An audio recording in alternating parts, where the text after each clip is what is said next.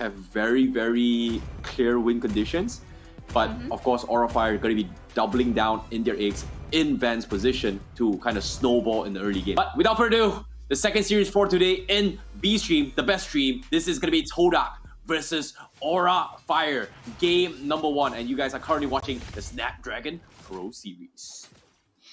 All right, let's get into it. As like Terrence preaching, eat, pray, love. I would say all is fair in love and war. Let's see how these two teams duke it out in the land of instantly Sin. Oh, force the flicker. Oh, Malik taking a fair bit of damage. Is he going to? He's going to survive for now, but he's taking a bit too much damage already.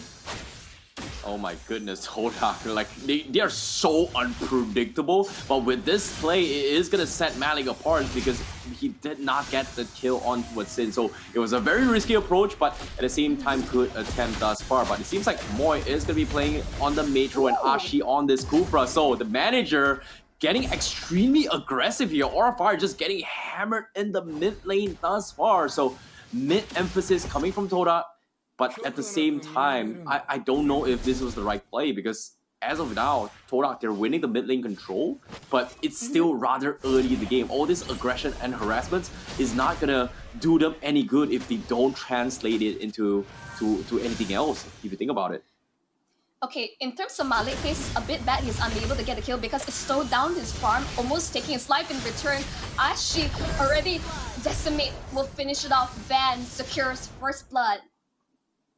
Yeah, it's a little bit unfortunate considering that Malik is only level 3, so it's a little bit far-fetched as well, and you know, easy decimation coming from Van. So this is where the snowball begins. Van getting an early start. This is exactly what Aura Fire is banging on. They want to double down on Van and then just pray tell. But now Turtle gonna be up contestation. Aura Fire already in position, and Todak obviously not gonna be contesting this at all. They just cannot. But you know what's interesting is that why is Kimura here? Because technically Kimura shouldn't be this far deep into the jungle, but at the same time, they're okay with this. They're really okay with this. As long as they slow down the lane, Todak is not going to be able to get the traditional farm game if they expect as well. But here comes the catch.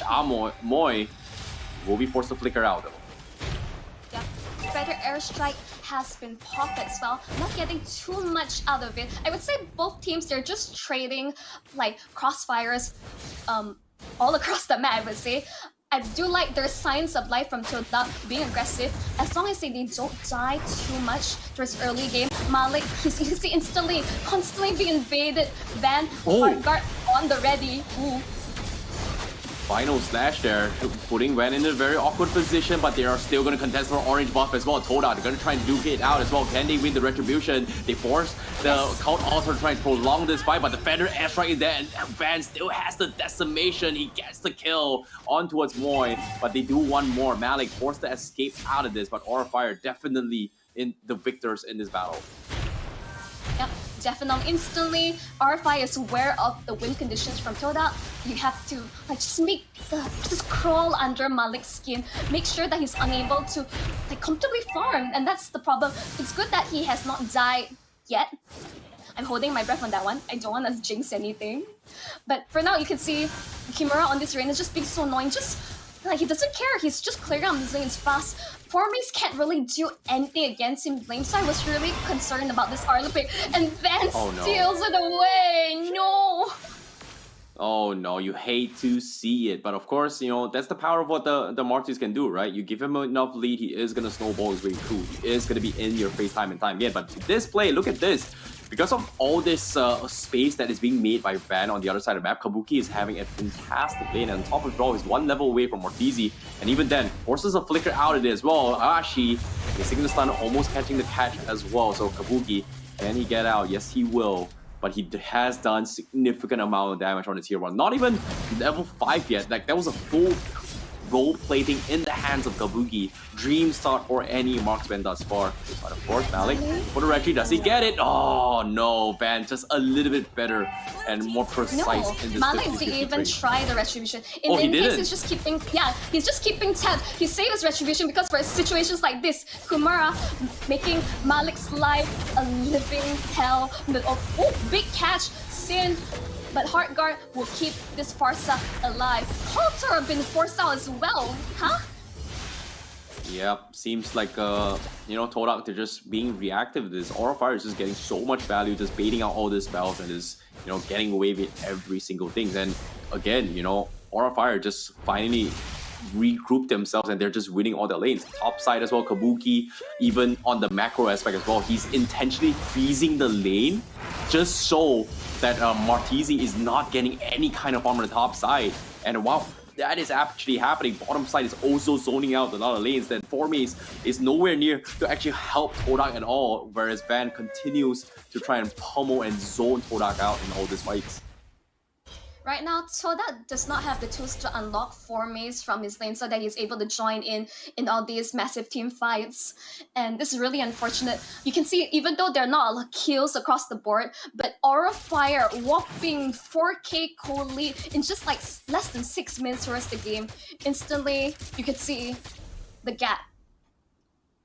Yeah, indeed it is. But of course, now again, bottom lane uncontested as well. Malik a little bit too far off, forced going to be shoved the lane to match it up with Kimura. That means there is not going to be any turtle pressure coming from Todak, while Aura will continue pummeling on towards the towers here. Van also level 10 as compared to Malik's only level 7. Ooh, not a good game here coming from Todak. Like, I don't know how they're going to be able to bounce back from this, as Aura Fire just, you know, winning all the macro aspect here and just finding farm. And now with the lane swap as well, turtle contest coming in, Formace already in position, but do they have the damage? Because it seems like there's only so much more he can do. In this case, Kimura is going to be having an assist of the Hearts God. Amoy is always going to be there as well, but Martisi, he needs to back out. But Uranus, they just don't have what it takes to kill him down. They force the counter to keep him alive, but eventually the Ionic Shield and the waves coming from Angela is going to be able to take him down. So Todak, they'll lose one member, Ashi, find the zone of Sin. So it looks like they are going to try and capitalize on this situation, but Sin going to be able to get out to safety. They missed the combo, and now Todak is left out to hung to dry as Aura Fire picks him apart with Kabu. As a Farsa main, you know that Sin is unthreatened by anything that Todak has in their lineup when she opts for Flicker over Purify any day. Todak doesn't have any consistent CC from their side. Big issue. See, Amoy, I'm not seeing the overall impact that's coming through. Yes, like his counter timing's like a little suspicious. But I would say at least that Malik has not died, because right now I think Todak, what they need to do across map plays, do split push, don't get caught out, drag this game out as long as possible, because they gotta start finding farm. Like, just get scraps, anything you can get. Yeah, I agree. And when it comes to the scenario as well, Todak, they're currently, you know, just completely starved out of any kind of resources here, and Aura Fire will continue with their snowball as Van level 12 as compared to Malik level 10, 2 level advantage, and somehow Todak, they need to find a way for him to match this damage output, and so far they just can't find anything as well. And considering that Moy opted to go for the Enchanted Talisman, we are going to be expecting even lesser magical damage. And you can see everyone from Aura Fire did not opt to go for any kind of magical defense at all, just because of how lacking in terms of damage that Todak is going to be giving in these fights. I mean, the real threats, the two cores from side Todak, it's going to be Link, it's going to be Carry. So for Aura Fire to build like more physical defense makes the most sense. Because as I said, Amoy, even though he's going for Lethal Injection, for that just a bit more damage, he is more of a support style of play. Yep, at the same time here, Van looking to close out this game here. Kabuki chipping away tier 2, but they are going to force a fight. But Ashi with the Tyrant's Rage here, flickers forward next on Sin. They caught him off surprise, but where's the damage? They don't have the damage to do so. Great engagement, but just lacking in economy. And now Kabuki will pick them apart. Formace now getting taunted with the recall, and a double kill for High as Aura Fire out sustains the burst, and now Malik in desperation tries to trade objectives across the map. Will steal an orange buff away, but Aura once again prime position to take the Lord as Todak nowhere near to contest this. But Malik showing himself, can he steal this? But it seems like it is going to be very difficult to do so. I'm actually okay if Ashi threw his life just to get the hand, like his hands onto its Sin. The Formace dying there definitely like just evens out in terms of trade. Fire in the driver's seats. The first door gotten, no contestation whatsoever. And now with the corrosion side from Kabuki as well, this is gonna be even hard as well. But Aura Fire, they're gonna steal the purple buff. Do they get it? They force the retribution up on Malik, so that's huge.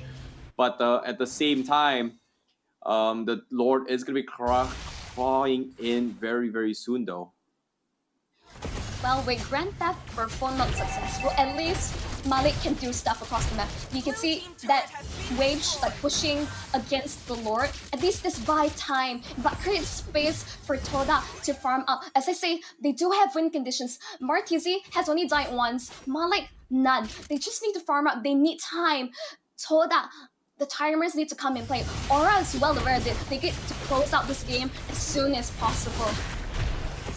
Yeah, and of course, you know, now with the Lord pushing on the bottom side, Aura Fire going to be playing the textbook play. They are going to try and wait for the punish. Ashi going to be flanking from the side, but they need to find a way to dish it out because Moy now doesn't have his damage yet. He's only got his Enchanted Talisman. I think he's opted to go for Ice Queen 1, so we are not going to be expecting major burst yet until he gets his like Lightning Chunk and Divine Glaive. And this is where we see the power coming from Moy. But of course, will it get to the stage? Feather Strike already zoned up Moy. No countouts are available. For Maze already starting the fight. He's going to be able to prolong his way through, but Kabuki keeps him in a place with the stun lock coming from the strings of the Angela. Malik, and that's going to be first the death coming in. And top side as well, Malik is going to try and draw this game out. He's going to try and trade off an inhibitor. But with this play, Aura Fire, they have to back off. At this case, I think Todak, they're willing to throw bodies to secure some objective. I think it's the name of the game. I think Formace dying there, not too bad. He was really trying to jump to backline and just create distraction so that Malik is able to split push. These are the signs of light from Todak. Let's remember, Todak is a team that's known from playing Beervine. This is their style, and Aura needs to be more aware of their split push mechanic because overall Malik, despite all the pressure... Oh no! Ashi, he tried to make the play, but because of that, now they have to back off, and Aura Fire, they're looking to capitalize on this. Martizi will finish off Vandal. That's huge to get one kill, but it's only one kill at what cost? A jungler for a roam and marksman, and now Formace in an awkward position. No one to help him. They're calling in Malik to save the day, but well, Aura is just too healthy to do anything now. Malik has no choice but to clear the lanes here. He's gonna buy a little bit more time, but Aura Fire says to defend the minions while Kabuki makes work on the tier 3 down bottom. Now tier 2, a tree in the middle is gonna be exposed as well as Todak. They're throwing bodies for this, but eventually the crystal will fall and Kabuki says, I don't care, I'm gonna tank the turrets. The minions will get cleared out though. The backdoor protection is helping in, but eventually Kabuki pushes the lane, they take the crystal, and they take game 1 against Todak. GG, well played for Aura Fire. Instantly, you can see the domination from, I think, start